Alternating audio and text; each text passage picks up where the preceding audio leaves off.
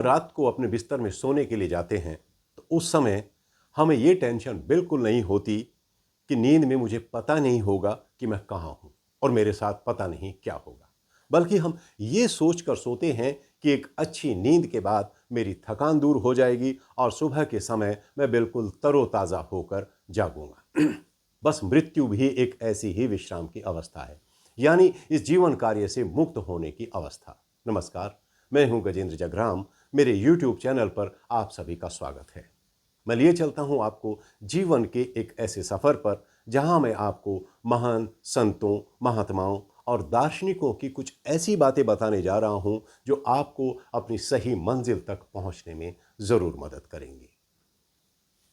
हम में से हर एक आदमी को किसी न किसी दिन तो मरना ही है, क्योंकि इस समय हम जहां रहते हैं इसका नाम ही मृत्यु लोक है। इसलिए मरने से डर कैसा, बल्कि मरने के डर को अपने मन से निकाल दीजिए, नहीं तो रोज रोज आप मरते रहेंगे। एक फिल्म का डायलॉग मुझे याद आ रहा है कि जो डर गया समझो मर गया।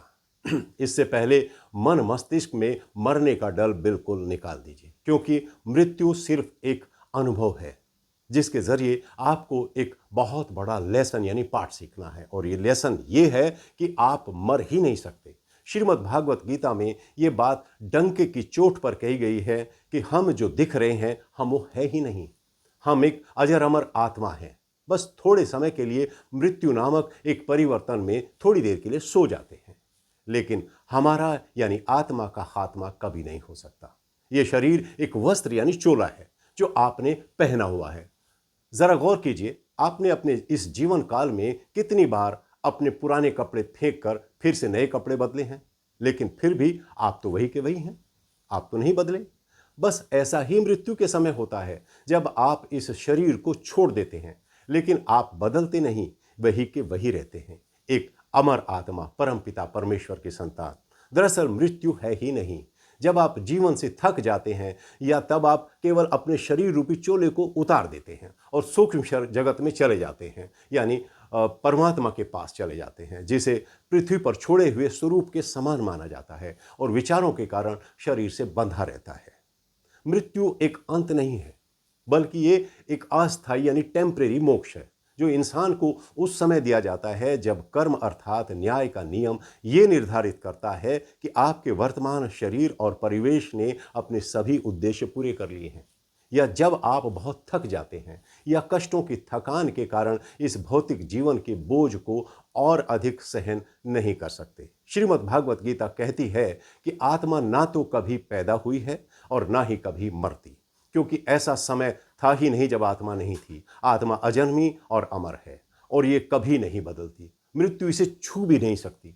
हालांकि आत्मा का शरीर रूपी घर यानी ये चोला मरा हुआ प्रतीत होता है। हम अपने प्रियजनों की मृत्यु पर क्यों रोते हैं? दरअसल हमें उसके चले जाने से जो नुकसान हुआ है उसके लिए ज्यादा रोते हैं। नो डाउट वो हमारी चिंता करते थे, हमारे भले के लिए काम करते थे, हमारी परवाह करते थे, इसलिए हमें उनसे प्रेम भी था। ये भी कारण हो सकता है। जबकि मृत्यु के बाद हमारे प्रियजन हमें छोड़कर अपने असली घर यानी ईश्वर के पास जीवन की उत्तम पाठशालाओं में ट्रेनिंग यानी प्रशिक्षण के लिए चले जाते हैं, ताकि अगले जन्म को सफल बनाने के लिए एक सार्थक जीवन जी सके। इसलिए हमें स्वार्थी बनकर उदास होने के बजाय खुश होना चाहिए। अगर हम अपने प्रियजन के जाने पर लगातार दुखी और उदास रहते हैं तो ऐसा करके हम उन्हें मृत्यु लोक में बांधकर उनके विकास में बाधा डालते हैं, जबकि मृत्यु भौतिक शरीर की जेल से मुक्ति है।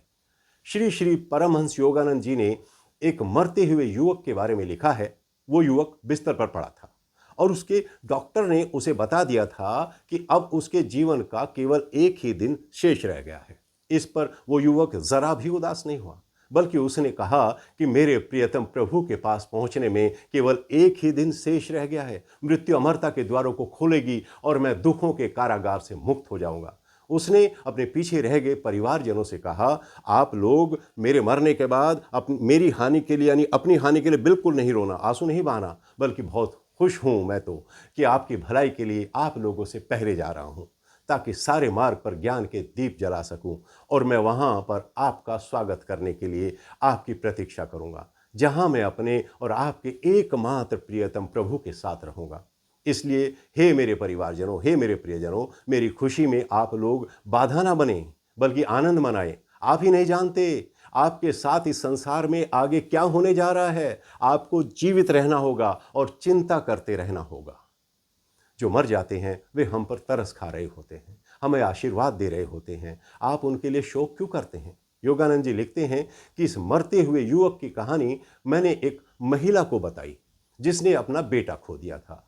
मेरे समझाने के बाद उसने तुरंत अपने आंसू पोंछ लिए और उसका दिल काफ़ी हल्का हो गया और बोली, इससे पहले इतनी शांति मैंने कभी अनुभव नहीं की। मैं जानकर बहुत खुश हूँ कि मेरा बेटा मुक्त है और खुश है।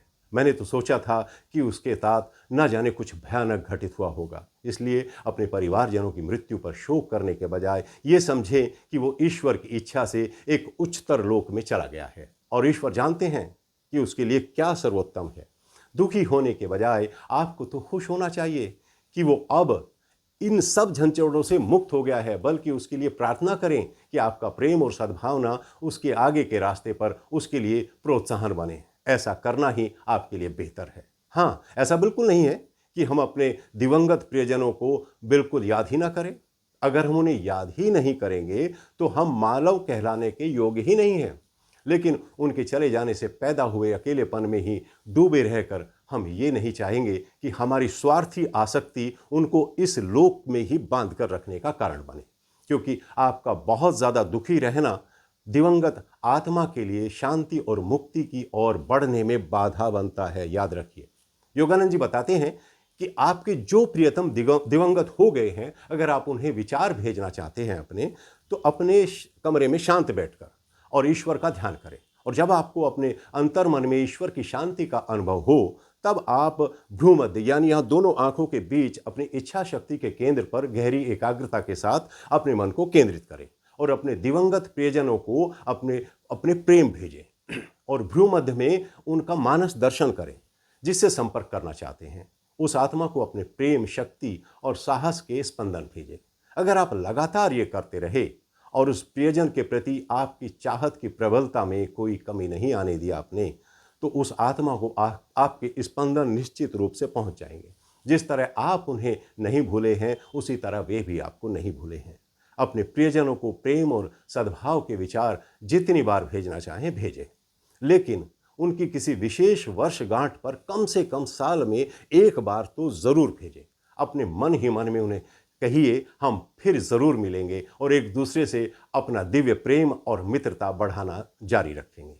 ये बात पक्की है कि अगर आप उन्हें अपने प्रेमपूर्ण विचार लगातार भेजते रहे तो कभी न कभी आप दोबारा ज़रूर मिलेंगे।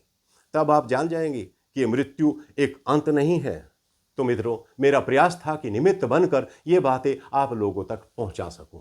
अच्छी लगे तो इस एपिसोड को लाइक और सब्सक्राइब ज़रूर करिएगा, ताकि मुझे पता लगेगा कि आप लोगों को मेरी बातें अच्छी लग रही हैं। तो दोस्तों, आप लोगों से फिर मिलूंगा कुछ ऐसी ही अद्भुत बातों के साथ। तब तक के लिए नमस्कार।